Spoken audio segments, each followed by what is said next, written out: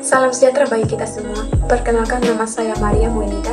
Saya dari Prodi Agribisnis, Fakultas Sains dan Teknologi, NIM 2221013. Saya dari kampus Universitas Kristen Wirawacana Sumba, angkatan 2021. Di sini saya akan mempresentasikan terkait materi strategi pembangunan sistem dan usaha agribisnis.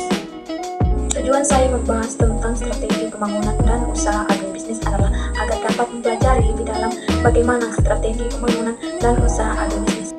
Pendahuluan, dalam sistem agribisnis, keterkaitan antara suatu sistem dapat berjalan apabila terdapat hubungan yang saling menguntungkan secara proporsional dan saling mendukung antara pelaku dalam sistem komoditas bersangkutan. Salah satu bentuk kebijakan pemerintahan di dalam membangun sektor pertanian adalah dengan penetapan rencana pemerintahan jangka menengah nasional tahun 2004-2009 yang fokus pada pembangunan pertanian dan pedesaan.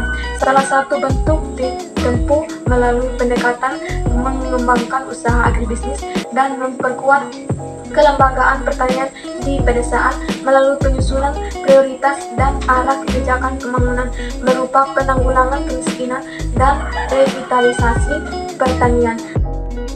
Pembahasan 1. Strategi dasar pembangunan pertanian. Sejak tahun 2000, Kementerian Pertanian telah menetapkan bahwa strategi dasar pembangunan pertanian Indonesia ialah membangun usaha dan sistem agribisnis yang berkerakyatan, berdaya saing, berkelanjutan, dan terdesentralisasi. Kedua, gerakan global pertanian berkelanjutan. Pertanian berkelanjutan merupakan implementasi dari konsep pembangunan berkelanjutan pada sektor pertanian. Konsep pembangunan berkelanjutan mulai dirumuskan pada akhir tahun 1980-an sebagai respon terhadap strategi pembangunan. 3. Konsep awal Sustainable Agriculture. Konsep pertama dirumuskan oleh Brundtland Report yang merupakan hasil Kongres Komisi Dunia Mengenal Lingkungan dan Pembangunan Perserikatan Bangsa-Bangsa atau PBB. Pembangunan berkelanjutan ialah pembangunan yang mewujudkan kebutuhan 4. Substansi agrikultur. Definisi pembangunan berkelanjutan termasuk pertanian berkelanjutan yang diterima secara luas ialah yang bertumpu pada 3 pilar ekonomi, sosial, dan ekologi.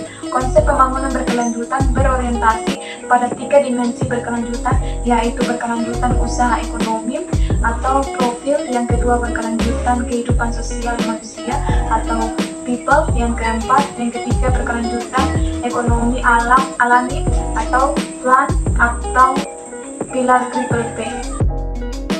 Kelima, konsep triple P. Pertama, dimensi ekonomi merupakan berkaitan dengan konsep mekanisme aliran pendapatan yang dapat diperoleh dengan setidaknya mempertahankan aset produksi yang menjadi basis di dalam memperoleh pendapat tersebut. Yang kedua, dimensi sosial ialah orientasi kerakyatan berkaitan dengan kebutuhan akan kesejahteraan sosial yang dicerminkan oleh kehidupan sosial yang harmonis, profilasi keragaman budaya dan modal sosial kebudayaan, termasuk perlindungan terhadap suku minoritas.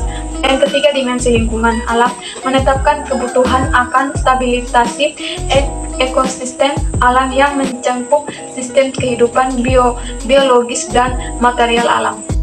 6. Dua skenario dalam perspektif dinamis. Pertama, skenario malapetaka, yakni terjadinya spiral atau lingkaran resesi ekonomi, penyakit sosial, degradasi alam, resesi ekonomi, semakin meluasnya presensi kemiskinan dan dawa pangan.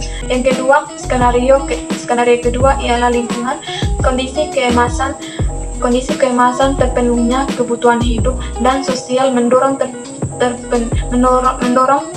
terjadinya proses internalisasi lingkungan yang semula baik selanjutnya akan dapat mempertahankan pertumbuhan ekonomi berkelanjutan.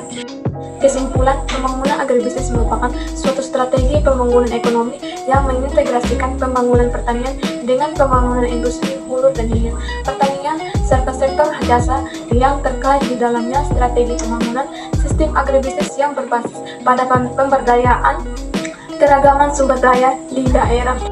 Kondisi atau keadaan di Indonesia terkait dengan strategi pembangunan dan usaha agribisnis ialah akibat kekeliruan strategi pembangunan ekonomi di masa lalu dan krisis ekonomi berkepanjangan telah menimbulkan berbagai persoalan yang sangat parah di dalam perekonomian Indonesia.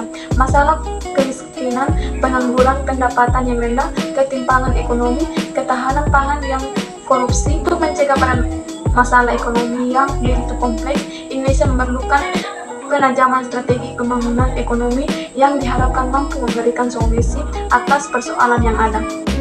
Sekian dari hasil presentasi saya terkait strategi pembangunan dan usaha agribisnis.